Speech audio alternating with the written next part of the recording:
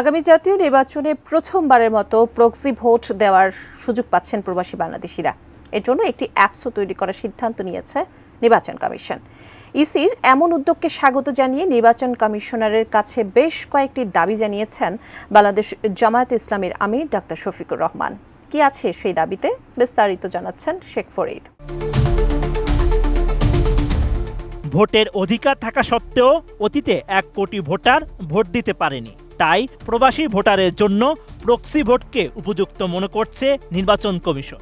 Voter তালিকায় যাদের নাম রয়েছে শুধু তারাই ভোট দিতে পারবে।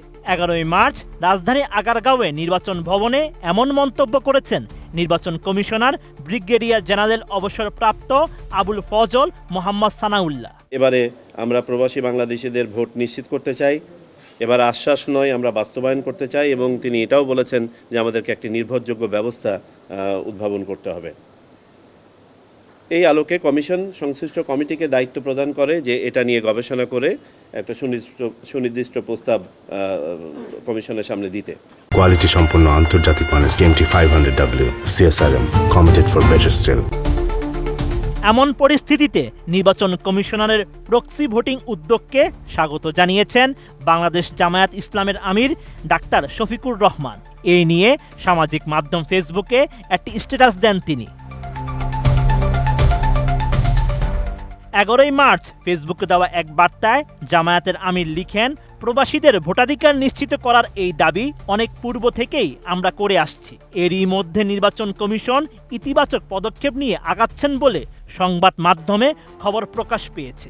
এই উদ্যোগকে আমরা অভিনন্দন জানাই। ফেসবুকে দেওয়া ওই বার্তায় 4টি দাবি উত্থাপন করে ডাক্তার শফিকুর রহমান লিখেন, যে কোনো মূল্যে আমাদের প্রবাসীদের ভোটাধিকার আগামী নির্বাচনে নিশ্চিত করতে হবে। এই দাবি প্রবাসীদেরও। আমরা তাদের দাবির প্রতি বরাবর জোরালো সমর্থন ও সম্মান প্রদর্শন করে আসছি। জামায়াতের আমির আরও জানান, দেশের তরুণ যুব সমাজের ভোটও একইভাবে নিশ্চিত করতে হবে। যাদের ভোটার হওয়ার বয়স হয়েছে তাদের তালিকাভুক্ত করতে হবে।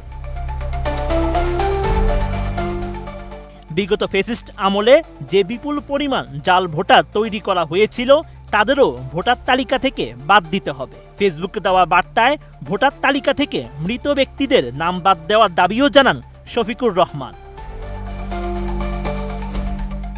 Sheikh Farid, ATN news.